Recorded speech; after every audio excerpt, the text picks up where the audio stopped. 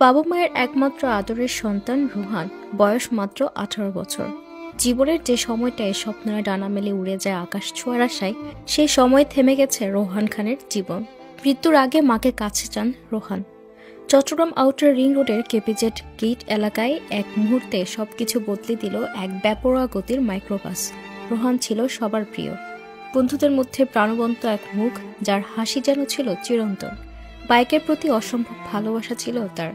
রাস্তায় হালকা বৃষ্টিতে বাইক চালানোর মাঝে ও যেন অন্যরকম এক আনন্দ খুঁজে পেত, কিন্তু সে ভালোবাসার বাইকই যেন ওর মৃত্যুর কারণ হয়ে দাঁড়িয়েছে।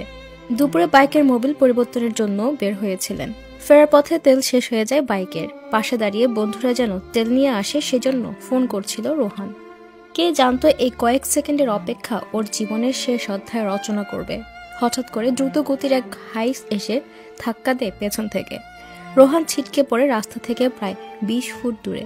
মাথায় আঘাত লাগে, নাক দিয়ে রক্তক্ষরণ শুরু হয়। স্থানীয়রা দ্রুত হাসপাতালে নিয়ে গেল, বাঁচানো যায়নি তাকে। ডাক্তার বলেন রোহান আর বেঁচে নেই। রোহানের মৃত্যুর সংবাদে যেন স্তব্ধ হয়ে গেল নারিকেলতলা ও ফকিরহাট এলাকা। যারা একবারও ওকে দেখেছে তারা জানে রোহান কতটা শান্ত, ভদ্র ও দায়িত্বশীল ছেলে ছিল। এলাকার মেম্বার কামাল আহমেদের একমাত্র ছেলে রোহান। ছোটবেলা থেকে বড় হয়েছে নানা বাড়িতে, মায়ের স্নেহে। মৃত্যুর আগে একটাই কথা বলেছিল, আম্মুকে ডাকো। হাসপাতালের করিডোরে কান্নায় ভেঙে পড়েন মা। নিজের বুক ফাটিয়ে কাঁদতে কাঁদতে বলেন, আমার জান্নাতের পাখি আজ এই বৃষ্টিতে শুয়ে থাকবে কিভাবে? বৃষ্টিতে ভিজে যাবে আমার ছেলে। ও তো ভিজতে পারতো না, ঠান্ডা লাগতো। আমার রোহান আজ বৃষ্টিতে ভিজে নিসার হয়ে পড়ে আছে। এ কান্না শুধু এক মায়ের নয়, এ কান্না এক সমাজের কান্না, এক বন্ধুর কান্না, যাদের কাছে রোহান ছিল সাহস, ছিল হাসি, ছিল ভালোবাসার প্রতিচ্ছবি। রোহানের ঘনিষ্ঠ বন্ধু সামাজিক যোগাযোগ মাধ্যমে লিখেছেন, ভাই তোকে ছাড়া বান্দরবনে যাওয়া হলো না। তোর শেষ কলটা আমার কাছে এসেছিল, তুই বলেছিলি তেল শেষ, একটু দাঁড়া। কয়েক মিনিটেই যাব বলে ফোন কেটেছিলি, কিন্তু এরপর তোকে আর পাওয়া গেল না। রোহান শুধু নিজের জীবন ভালোবাসত না, ওর ভালোবাসা ছিল পাহাড়, ছিল সমুদ্র, ছিল পথ। সে পথে আজও শুয়ে আছে নিঃশব্দে।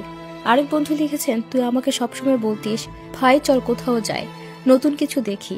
আজ তুই নিজের জীবনের শেষ ট্যুরে চলে গেলি, কিন্তু আমাকে ছাড়াই। মৃত্যু সবাইকে একদিন ছুঁয়ে যাবে, কিন্তু এমন মৃত্যু এত তীব্র কষ্ট দেয় যা সহ্য করার মতো না। এক যুবক যার সামনে ছিল হাজারো স্বপ্ন, সে কি এমনভাবে হারিয়ে যেতে পারে? রোহানকে নিয়ে কোনো মা, কোনো বাবা, কোনো বন্ধু আর নতুন করে কিছু ভাবতে পারবে না। থাকবে শুধু স্মৃতি, থাকবে বুকের ভিতরে শূন্যতা, আর থাকবে একটাই প্রশ্ন, এই মৃত্যুকে প্রাপ্য ছিল তার? আল্লাহ রোহানকে জান্নাতের সর্বোচ্চ মর্যাদা দান করুন। ইন্না লিল্লাহি ওয়া ইন্না ইলাইহি রাজিউন। দর্শক, এই নিয়ে আপনার মূল্যবান মতামত কমেন্ট বক্সে জানিয়ে দিন। আরও আপডেট পেতে আমাদের ফেসবুক পেজটি ফলো করে সাথে থাকুন। ধন্যবাদ।